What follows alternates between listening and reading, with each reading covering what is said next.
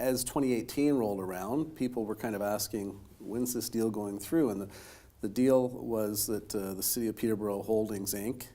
Would sell off its distribution company, its wires company, and a lot of really good reasons were laid out. There was a lot of people that didn't want to see it go to Hydro One, which is semi-privatized. It still has a major shareholder being the province of Ontario. And the deal looked really sweet. If you looked at it, they were going to put they were going to keep people employed. They were going to put a local hub in our industrial park. And I think to everybody's surprise, we've recently learned that the deal's off, and we're hoping you can share something with us today. Sure. They were also they were the ones who approached the City of Peterborough back in 2014, extending through 15 and into 16 when they finally started the true process of here's the numbers that we discussed, here's our thinking behind the offer that we're prepared to make, and here's our offer, which was dead on to what they initially said it would be. $105 million of gross revenues, job security for all the PDI employees, keeping their existing employees in this area, building a new regional hub which would expand over the coming years, and ensuring that we have a rate freeze for our customers, which was really important to us. So we weighed all of that against the reasons that we were looking at making changes to that part of the business, which is changes in that industry. The hydro delivery service and hydro business itself in Ontario will change dramatically over the next number of years, probably sooner than what we had projected, but certainly there are changes coming. It's unfortunate I can't delve into a lot of the details of the deal because we're still exploring how we're best going to deal with the fallout from each one. We haven't received anything official other than from their negotiating team, which just basically said we've broken off negotiations. So yeah, I guess the first question to come to mind is they've broken off negotiations. Are you thinking that means negotiations could restart, or they're walking away altogether? We're looking to get that clarified, and that's one of the things that are on the table. Yeah, so one of the things that we've been trying to figure out is now that you're planning to hand off this aging infrastructure, that a lot of it was going to need repair and replacement. Where do you invest in that, and what is that investment?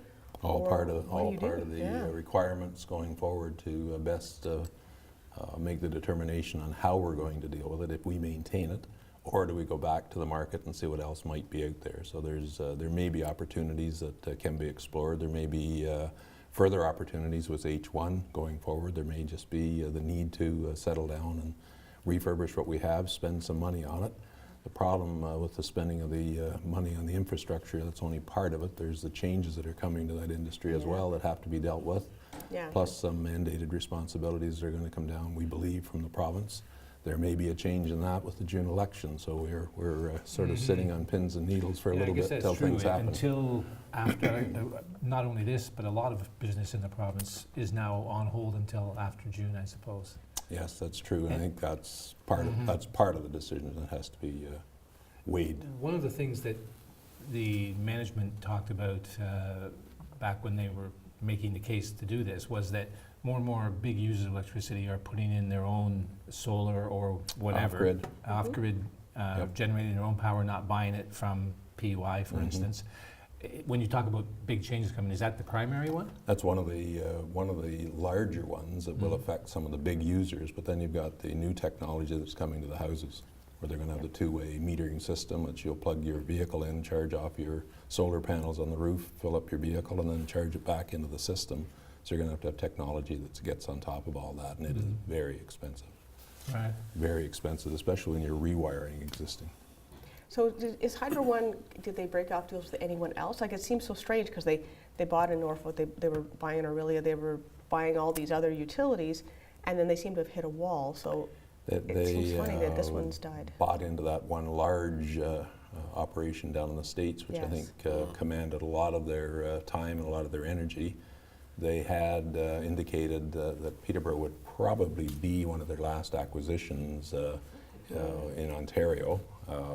Size-wise, we were the largest they would have ever tackled. We were also the hole in the donut, which was the reason they looked at us to begin with. Well, that's it, you're surrounded. To fill in all of Eastern Ontario, and then they looked at our growth potential here and said, yeah, we know we're paying a premium for it, but there's growth potential here that will be a lot more beneficial to us than what we enjoy now in the outlying areas where it's quite a number of miles before you hit the next house. So there's a good balance to their reasoning and our reasoning, and it was unfortunate that they have withdrawn. So if Viridian is another distributor in the region, their closest distribution is what, Lake Simcoe area? Or? Viridian's now looking at Whitby, and they're down in the Belleville area as well. So they've built up a number of ratepayers, but the problem there is they're way short of what the government was recommending to be viable over the next number of years. It's not so that big, are they? they too are potentially going to be a takeover target at some point. So Mayor Bennett, we have you on here as the mayor, but as part of that role, you serve on many boards, and one of the boards you're on is the City of Peterborough Holdings Corp., which oversees Peterborough Distribution Inc. So you're engaged with those boards. And I remember asking people on those boards, you've got people like Dave Bignell and some other people. Dave Bignell, Dave Patterson, and Scott Baker, and quite a number of them. And I recall, I mean, they were all enthusiastic about the deal, and it's unfortunate now it seems it might have been a deal that was too good to be true. And there may be some politics involved, as we've alluded to, and hopefully that's something that could be overcome. Speaking from the perspective of many people in Peterborough who were a little wary of having this asset, whatever the reasons proposed, go private or semi-private, is there potential to keep and build and keep it in the hands of that corporation? Because otherwise, Kofi and all its companies have done exceedingly well. They're a generation. I mean, is there a way to offset that and make the wires company work within the realm of It would be very difficult to continue to maintain the status quo with the wires company under the changes that are happening and the changes that we're predicting that will happen. So the return on the investment to the taxpayer will be diminished considerably over the next few years with just moving forward as we are. On top of that, you're going to have to spend some money on switch gears and different equipment that's going to be very difficult to just upgrade. You're going to have to modernize it to meet the new standards.